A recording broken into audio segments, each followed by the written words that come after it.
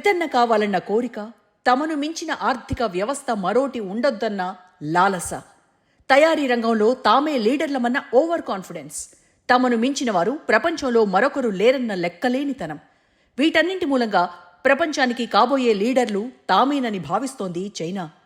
అలాంటి కమ్యూనిస్టు దేశానికి 24 గంటల వ్యవధిలో అమెరికా 2 సార్లు షాక్ ఇచ్చింది. మైండ్ బ్లాంక్ అయ్యే నిర్ణయాలతో హడలెత్తించింది. గుండుసూదు నుంచి ఆధునిక రోబో, డీప్ సీక్ వంటి సంచలనాలతో ప్రపంచాన్ని తన గుప్పెట్లో పెట్టుకోవాలని చూస్తున్న డ్రాగన్ కు ముందు నుయ్యి వెనక గొయ్యి అన్న చందంగా సీన్ మారిపోతోంది. దొంగ బుద్ధిలో నెంబర్ 1గా ఉండే చైనా అందితే జుట్టు, అందకపోతే కాళ్లు పట్టుకుంటుందని తెలిసిందే. ప్రతి నిమిషం తన కోసం, తన ప్రజల కోసం పనిచేస్తూ అవతరి పక్షాన్ని నామరూపాలు లేకుండా చేసే విదేశాంగ నీతితో ఇన్నాళ్లు పబ్బం గడుపుకుంది. చుట్టూ ఉన్న దేశాల భూములను కబళిస్తూ ఆయా దేశాల కంచెలను మార్చేసే కమ్యూనిస్టు కంట్రీ ఇప్పుడు అమెరికా కౌగిట్లో చిక్కుకొని విలవిల్లాడుతోంది. అసలే ట్రంప్, ఆపై టెంపర్ ఎలా ఉంటుందో చూడాలనుకుంటున్న చైనాకు ఇప్పుడు ఒక రేంజ్లో బొమ్మ కనిపిస్తోంది. కాలు కదపనీయకుండా ట్రంప్ వేస్తున్న పన్నులు ఆ దేశాన్ని బేర్మనేలా చేస్తున్నాయి. ప్రపంచ దేశాలన్నింటిపైనా వేసిన పన్నులను 3 నెలల పాటు నిలిపేసిన ట్రంప్ చైనాపై మాత్రం భారీ సుంకాలతో కాస్కో డ్రాగన్ అంటూ కవ్విస్తున్నాడు. అంతేకాదు, ఏం చేస్తావో చేసుకోమంటున్నాడు. ఈ గురువారం నుండి అమల్లోకొచ్చిన కొత్త పన్నులతో చైనా వస్తువులపై అమెరికా వేసే అదనపు పన్ను 145% చేరుకుంది. ట్రంప్ బెదిరింపులకు తాము తలొగ్గేది లేదని అమెరికా వస్తువులపై సుంకాలను 84% నుండి 125% పెంచుతున్నట్లు చైనా స్పష్టం చేసింది. ప్రపంచంలోని 2 అగ్ర ఆర్థిక వ్యవస్థల మధ్య కొనసాగుతున్న వాణిజ్య యుద్ధాన్ని తీవ్రతరం చేసింది. ట్రంప్ తాజా దెబ్బతో అమెరికాలో లభించే చైనా వస్తువుల ధరలు భారీగా పెరగనుండగా చైనాలోకి ప్రవేశించే అమెరికా వస్తువుల ధరలు ఆకాశానంటుతాయి. అంతిమంగా ఇది అటు అమెరికాకు, ఇటు చైనాకు ఇద్దరికీ నష్టమే. అదే సమయంలో మిగతా దేశాల వస్తువుల రేట్లు తక్కువకు దొరకడం వల్ల అటు చైనాకు, ఇటు అమెరికాకు ఇద్దరికీ పెద్ద బొక్కపడుతుంది. ట్రంప్ కొట్టిన దెబ్బతో చైనాకు ఒక్కసారిగా కళ్లు బైర్లు కమ్మాయి. అందుకే నీకు నేను, నాకు నువ్వు అంటూ పలు దేశాలకు స్నేహహస్తం అందిస్తోంది. మీరు మేము ఒకటే, మనందరం కలిసిపోదాం, కలిసుంటే కలదు సుఖం అంటూ కొత్త పల్లవి అందుకుంది. కలిసుందాం రండంటూ డ్యూయెట్స్ పాడతానంటోంది. అంతేకాదు, ప్రపంచాన్ని ఏలేలా చేసేందుకు పకడ్బందీ వ్యూహాలతో డ్రాగన్ అడుగులు వేస్తోంది. ప్రపంచానికి కావాల్సిన A to Z ప్రోడక్ట్లే కాదు, తమకు అవసరమైన వస్తువులను దేశీయంగా తయారు చేసేలా ఏర్పాట్లు చేసుకుంటోంది.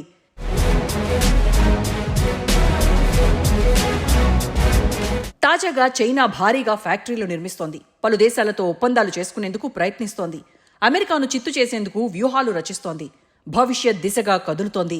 ఎగుమతులను వరల్డ్ వైడ్గా పెంచేందుకు దేశమంతటా పరిశ్రమలను స్థాపించాలని ప్లాన్ చేస్తోంది. అమెరికా మీద ఆధారపడి తయారీ వస్తువుల దిగుమతిని తక్షణం తగ్గించేసేలా అడుగులు వేస్తోంది. ఉత్పత్తులన్నీ చైనాలోనే తయారయ్యేలా కసరత్తు చేస్తోంది. అమెరికాను లాగి చంపకేసి కొట్టాలన్నంత కసిగా ఇప్పుడు చైనా అడుగులేస్తోంది. ఒక్క మాటలో చెప్పాలంటే తమను దెబ్బతీయాలని చూస్తే ముందుగా అమెరికానే ఆగమైపోతుందన్న సంకేతాలనిస్తోంది. అందుకే అమెరికా అధ్యక్షుడు ట్రంప్ ముఖం పగిలేలా టారిఫ్ యుద్ధాన్ని తమకు అనుకూలంగా మలుచుకోవాలని చూస్తోంది. అమెరికా అధ్యక్షుడిగా ట్రంప్ బాధ్యతలు చేపట్టిన నాటి నుంచి చైనాకు స్వీట్ వార్నింగులు ఇస్తూనే ఉన్నాడు. లక్ష్యం ముమ్మాటికి చైనాగా అడుగులు వేస్తూనే ఉన్నాడు. ట్రంప్ చైనాను టార్గెట్ చేస్తున్నాడని అధ్యక్షుడితో సహా అధికార యంత్రాంగం మొత్తానికి తెలుసు. అయితే తాము అన్నింటికీ సిద్ధమేనన్న సంకేతాలను చైనా ఇవ్వడం అన్నది చిన్న విషయమేం కాదు. సవాలును ఎదుర్కోవడానికి డ్రాగన్ కంట్రీ బుసలు కొడుతోంది. గత నెలలో ట్రంప్ అన్ని చైనా దిగుమతులపై 10% సుంకం విధిస్తే ఏ యుద్ధానికైనా అమెరికాతో పోరాడతామంటూ చైనా హెచ్చరికలు పంపింది. అమెరికాకు యుద్ధం చేయాలనుకుంటే సై సై అంది. టారిఫ్ యుద్ధమైనా, వాణిజ్య యుద్ధమైనా, మరే ఇతర యుద్ధమైనా తగ్గేదేలే అంది. చైనాలో అమెరికా రాయబార కార్యాలయం చైనా ప్రభుత్వం విడుదల చేసిన ప్రకటనకు ఇంకొంచెం టచ్అప్ చేసి ఎక్స్ ముఖంగా అమెరికాను బ్లాక్మెయిల్ చేసినంతగా వార్నింగ్ ఇచ్చేసింది. టారిఫ్ వార్ సైరన్కు కౌంటర్ ఇస్తామంది. ప్రపంచంలోని 2 అగ్రరాజ్యాలు, అతిపెద్ద ఆర్థిక వ్యవస్థలు వాణిజ్య యుద్ధాన్ని ఒక రేంజ్కు తీసుకెళ్లడంతో ఏ ప్రభావం ఎవరిపై ఎలా పడబోతుందోనన్న వర్రీ మొదలైంది. అటు ట్రంప్, ఇటు జీ జిన్పింగ్ ఇద్దరూ వెనక్కి తగ్గడానికి సిద్ధంగా లేకపోవడంతో వార్ ఎలాంటి టర్న్ తీసుకుంటుందో ఊహించలేమన్నట్టుగా సీన్ మారిపోతోంది. టారిఫ్స్ విధించాక అది అమెరికాకు విముక్తి రోజు అంటూ ట్రంప్ వ్యాఖ్యానించారు. ట్రంప్ సుంకాలతో ప్రపంచ మార్కెట్లు ఒక్క దెబ్బకు లబోదిబోమన్నాయి. అయితే ఇదంతా తమ మిత్రులతో షరతులతో కూడిన టారిఫ్స్ ప్రతిపాదనలు తేవడానికేనన్న విషయాన్ని అమెరికా అధికారులు ఆలస్యంగా చెబుతున్నారు. ఒప్పందాలు కుదుర్చుకున్న దేశాలకు ట్రంప్ పన్నులు తగ్గిస్తారని అధికారులు చెబుతున్నారు.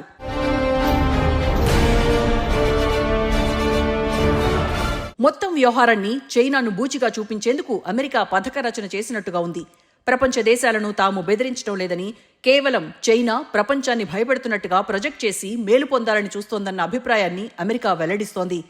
చైనాను మినహాయించి మిగిలిన దేశాలకు 90 రోజుల పాటు టారిఫ్స్ నిలిపివేసిన విషయంలో లాజిక్స్ చూడాలంటోంది అగ్రరాజ్యం. పెట్టుబడిదారులు ట్రంప్ టారిఫ్ వ్యూహాన్ని అర్థం చేసుకోకపోవడం వల్లే మార్కెట్ దెబ్బతిందన్నాడు America treasury secretary Scott Bessent. ఇప్పటికే మార్కెట్లు గరిష్ట స్థాయికి చేరుకోవడం వల్ల పడిపోతున్నాయని, వాటిని పెద్దగా పట్టించుకోవాల్సిన పని లేదన్నాడు.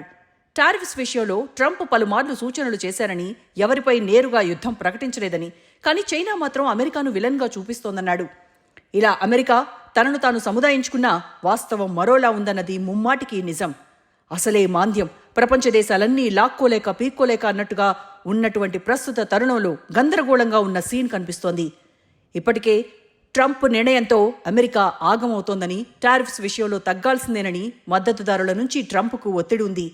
ప్రభుత్వంలోనూ చీలికొచ్చింది. ఎలాన్ మస్క్, వాణిజ్య సలహాదారు పీటర్ నవర్రో మధ్య బహిరంగ ఘర్షణ కనిపించింది. ప్రపంచ దేశాలతో సయోధ్య ప్రదర్శించిన అమెరికా చైనా విషయంలో కక్కలేక మింగలేక అన్నట్టుగా ఉంది. ఏదోలా ఓ ఒప్పందం చేసుకోవాలని కోరుకుంటున్నప్పటికీ చైనాకు రాయితీలు ఇవ్వడానికి అమెరికా ఆసక్తి చూపించడం లేదు. అందుకు కారణం కూడా ఉంది. కమ్యూనిస్టు దేశంలో వాణిజ్య విధానాలు అమెరికా ఆర్థిక వ్యవస్థలో పెరుగుతున్న చైనా ఉనికికి చెక్ పెట్టాలని ట్రంప్ భావిస్తున్నాడు. చైనాను సవాలు చేయడానికి ఎవరైనా ధైర్యం చేస్తే అది అమెరికా మాత్రమేనని, అది ట్రంప్ మాత్రమేనని అమెరికన్లు విశ్వసిస్తున్నారు.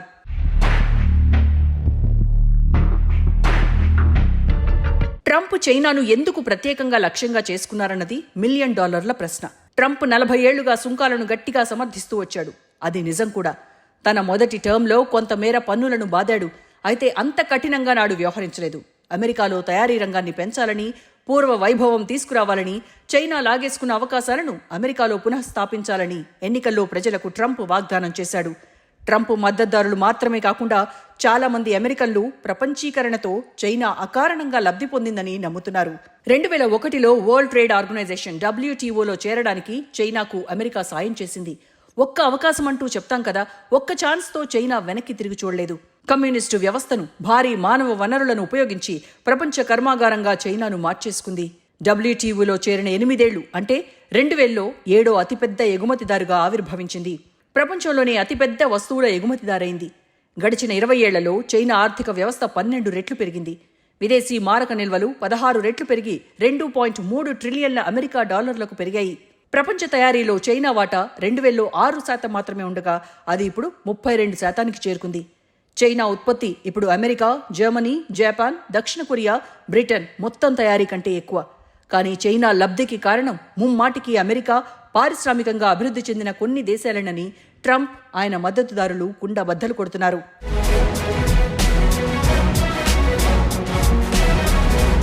చైనా రూల్స్ పాటించదన్నది ప్రపంచంలోని ప్రతి దేశం నుంచి వచ్చే మాట. తనకు మాత్రమే రూల్స్ వర్తించవని, ప్రత్యర్థులు మాత్రం అందరూ రూల్ ప్రకారం నడవాలన్నది చైనా ఫిలాసఫీ. అమెరికా ఇతర దేశాల్లో చైనా నిబంధనల ప్రకారం వ్యవహరించదు. హైటెక్ పరిశ్రమలను అభివృద్ధి చేయడానికి యూరప్ దేశాల నుంచి టెక్నాలజీని దొంగదారిలో కొట్టేసింది.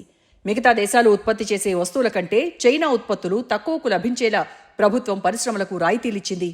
కరెన్సీ వాల్యూను తారుమారు చేసింది. ఇతర దేశాల నుండి వచ్చే దిగుమతుల నుండి దేశీయంగా సొంత మార్కెట్లను రక్షించేందుకు చేయాల్సిన కపటమంతా చేసింది. ఫలితంగా ప్రపంచంలోని మిగిలిన దేశాల్లో వాణిజ్య లోటు అంతకంతకు పెరుగుతూ వచ్చింది. ఆ లోటు సుమారుగా $1 ట్రిలియన్, సుమారుగా మన రూపాయల్లో చెప్పాలంటే 86 లక్షల కోట్లన్నమాట. 2024లో అతిపెద్ద వాణిజ్య భాగస్వామి అమెరికాతో వాణిజ్య లోటు అక్షరాల $295 బిలియన్లు, 25 లక్షల కోట్ల రూపాయలన్నమాట. చైనా ప్రపంచ దేశాలకు పెడుతున్న బొక్కలో 20% పైగా అమెరికాకే పడుతోందని ట్రంప్ గ్రహించాడు. అందుకే చైనాపై యుద్ధం ఓ రేంజ్లో చేస్తున్నాడు. అయితే ట్రంప్ మొదటి టర్మ్లో విధించిన, బైడెన్ కొనసాగించిన సుంకాలకు రియాక్షన్గా చైనా తన తయారీలో కొంత భాగాన్ని వియత్నాం, కంబోడియా, మలేషియా, ఇండోనేషియా వంటి ఇతర తూర్పు ఆసియా దేశాలకు తరలించింది. ఆ తర్వాత పన్నులను తగ్గించుకోవడానికి తిరిగి అవే వస్తువులను అమెరికాకు పంపించింది. అంటే చైనా పాలకుల మెదళ్లు ఎలా పనిచేస్తున్నాయో ఊహించొచ్చు. తన వస్తువులకు ఎక్కువ పన్నులేస్తున్నాడని మరో దేశానికి పంపించి అక్కడ పన్ను మినహాయింపు పొంది అంతిమంగా లాభం పొందుతోంది డ్రాగన్ కంట్రీ. అందుకే ఈ విషయాలన్నీ తెలియడంతోనే ట్రంప్ కఠినమైన సుంకాలను అమలు చేస్తున్నాడు.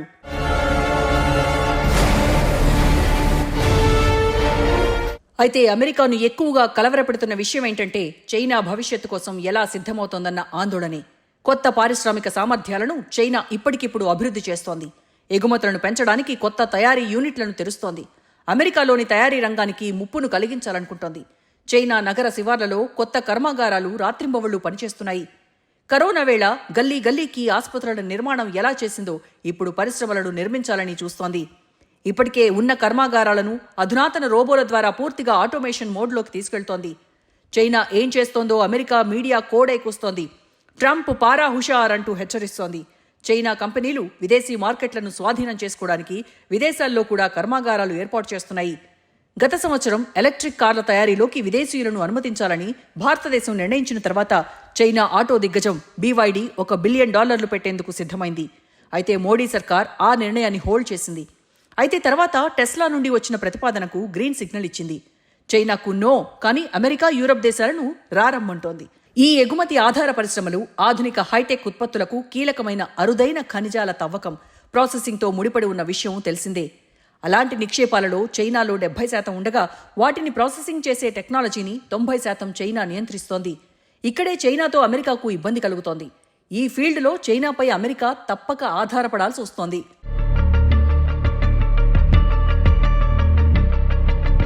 ట్రంప్ ఫస్ట్ టర్మ్లో సుంకాలు భారీగా వడ్డించడం వల్ల అమెరికా దిగుమతుల్లో చైనా వాటా గత సంవత్సరం 13% పడిపోయింది. 2016లో 21%గా ఎగుమతులుండేవి. చైనాపై కొత్తగా అమెరికా సుంకాలు కొనసాగితే కొన్ని అమెరికా ఉత్పత్తుల ధరలు పెరుగుతాయి. ఇది 2 ఏళ్లలో జరగబోయే కాంగ్రెస్ ఎన్నికల్లో రిపబ్లికన్ పార్టీకి సవాలవుతుంది. కానీ ప్రజలు తాను చైనాపై యుద్ధం చేస్తున్న విషయాన్ని అర్థం చేసుకుంటారని భావిస్తున్నారు. ఖచ్చితంగా ప్రపంచం మొత్తం పైన సుంకాలు వేరే విషయమని, తన లక్ష్యం ముమ్మాటికే చైనానే అన్న ఫీలింగ్ ప్రజలకు కలిగించాలని ట్రంప్ భావిస్తున్నాడు. ఇప్పుడు చైనాను కంట్రోల్ చేయడం, దేశీయంగా తయారీ రంగాన్ని విస్తరించడం తన ప్రాధాన్యాలంటున్నాడు. అయితే ఇందుకు భిన్నంగా చైనా అధ్యక్షుడు జీ జిన్పింగ్ ఆలోచిస్తున్నాడు.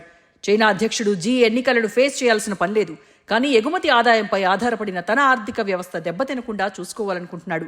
ఇప్పటికే దెబ్బతిన్న ఆర్థిక వ్యవస్థలో బిలియన్ల డాలర్లు కుమ్మరించడానికి కమ్యూనిస్టు పార్టీ నాయకత్వం సిద్ధమైంది. కానీ ట్రంప్ నిర్ణయంతో ఏం చేయాలో అర్థం కాక చైనా పెద్దలు తలపట్టుకుంటున్నారు. దేశవ్యాప్తంగా తమ దేశంలోని ఫ్యాక్టరీల్లో తయారవుతున్న ఉత్పత్తులు, ఎగుమతుల పెరుగుదల కొనసాగుతుందని చైనా భావించింది.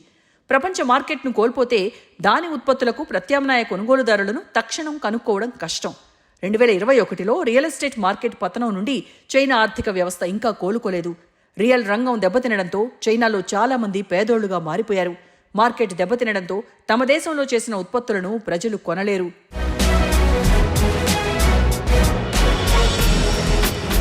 మరోవైపు చైనా ఇప్పటికే అమెరికాపై రివెంజ్ టారిఫ్స్ ప్రకటించింది. అమెరికా రైతులను లక్ష్యంగా చేసుకుంది.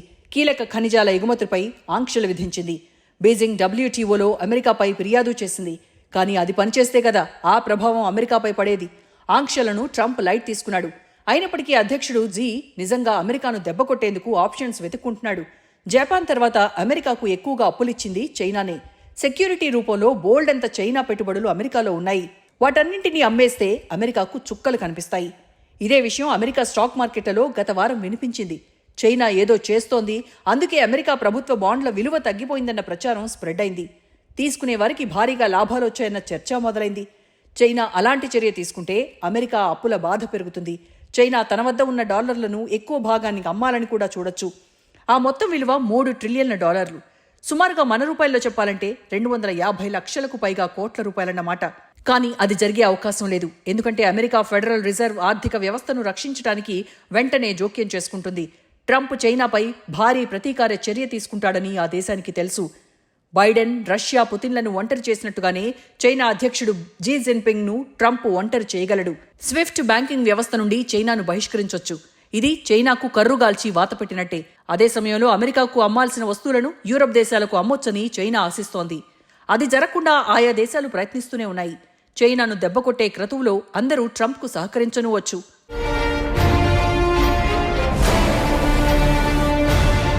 దౌత్య ప్రచారంతో తాము అందరికీ సహకరిస్తామన్న వెర్షన్ చైనా ముందుకు తీసుకొస్తోంది. ఎవరిని ఇబ్బంది పెట్టమంటోంది. ఇతర దేశాల సహకారం కోరటంలో చైనా అధికారులు ఇప్పుడు చురుగ్గా వ్యవహరిస్తున్నారు. ఢిల్లీలోని చైనా రాయబార కార్యాలయం ట్రంప్ టారిఫ్స్ వల్ల 2 దేశాలకు ఇబ్బందన్న ప్రచారం మొదలుపెట్టింది. గ్లోబల్ సౌత్ ఒకటిగా నిలబడాలంది. అదే రోజు China premier Li Qiang European Commission president Ursula von der Leyen కు బంపర్ ఆఫర్ ఇచ్చాడు. తక్కువ ధరలకే వస్తువుల విక్రయం చేస్తామన్నాడు. ఎప్పుడూ లేనట్టుగా అమెరికా సుంకాల దెబ్బతో చైనా వాణిజ్య మంత్రి 5 ఏళ్లలో తొలిసారి సియోల్ వెళ్లి దక్షిణ కొరియా, జపాన్తో చర్చలు జరిపాడు. చైనా ప్రభుత్వ మీడియా 3 దేశాలు అమెరికా సుంకాలను ఉమ్మడిగా ఎదుర్కోవడానికి అంగీకరించాయంటూ పెద్ద ఎత్తున కథనాలు ప్రచురించింది. అయితే అదంతా నిజం కాదని దక్షిణ కొరియా, జపాన్ ఖండించడం కొసమెరుపుగా చూడాలి. ట్రంప్ సుంకాలకి వ్యతిరేకంగా మిత్రులను ఏకం చేయడానికి, వారితో కలిసి పోరాటానికి చైనా ఎత్తులు వేస్తోంది. కానీ ఈ దేశాలకు చైనా ఉద్దేశాలపై సందేహాలున్నాయి. చైనా ఆసియా పొరుగువారితో సరిహద్దు వివాదాలు అంతకంతకు పెంచడమే అందుకు కారణం. యూరోపియన్ యూనియన్ చైనాను అమెరికా వలె పెద్ద వ్యూహాత్మక ముప్పుగా చూస్తోంది. పశ్చిమ దేశాలు చివరికి భారతదేశాన్ని చైనాకు ప్రత్యామ్నాయంగా చూడటం ప్రారంభిస్తున్నాయి. కాబట్టి చైనాకు ట్రంప్తో చర్చలు జరపడం తప్ప వేరే మార్గం లేదు. ప్రపంచంలోని 2 అతిపెద్ద ఆర్థిక వ్యవస్థల మధ్య వాణిజ్య యుద్ధం ఇద్దరినీ బాధపెడుతోంది. కానీ చైనాకే మొత్తం వ్యవహారంలో బొక్క. నువ్వొక్కటి కొడితే నేను 2 కొడతా అన్న విధానం ఇక్కడ పనికిరాదు. టిట్ ఫర్ టాట్ అంటే వర్కౌట్ కాదు. మహాత్మాగాంధీ చెప్పినట్టుగా అందరూ కక్ష తీర్చుకోవాలనుకుంటే ప్రపంచం గుడ్డిదవుతుంది. ఇప్పుడు నెగ్గడం ముఖ్యం కాదు, తగ్గడమే లాభం. ఇది ట్రంప్ చేస్తాడా, జీ జిన్పింగ్ చేస్తాడా అన్నది చూడాలి.